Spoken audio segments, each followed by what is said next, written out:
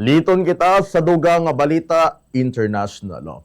Nagpaandam ang mga otoridad sa Japan sa posibleng nga pag-igo sang liwat mabasog nga linog matapos ang magnitude 7.9 nga linog nga nagtayog sa northern Japan. Sandig sa Japan Meteorological Agency, ang sentro sang linog na record sa kadagatan nga sakop sang Iwate Prefecture kaga may kadalumon nga nagalabot sa 50 kilometers. Wala naman sa may gipagawa nga tsunami advisory matapos ang paglinog. Sumo kay Bombo International Correspondent Josel Palma, direkta sa Japan, miyara sa ginabanta pulo tubtob 20% nga posibilidad nga mas mabasog pang linog nga mag-igo sa masunod nga duwa tubtob 3 ka adlaw.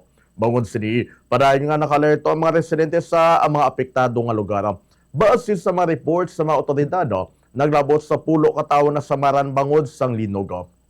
Sa PECSNI, wala sa nabalhag nga Pinoy nga nasamaran sa mga insidente. Paday naman, ang pagpanundon sa mga otoridad sa publiko nga mangin mabinantayon, magpabilin nga alerto sa posible nga mga aftershock kag magsunod sa mga abiso sang lokal nga panguluhan agod masigurado ang kaluwasan. Nyari po ang payag ni Bombo Josel Palma, International Correspondent, direkta sa Japan. Ang GMA officials o ang Japan Meteorological Agency officials ang nagbabala rin sa mga lugar ng apektado ng lindol, lalo na ang malapit na nakatira malapit sa Japan Trench at sa may Coral Trench.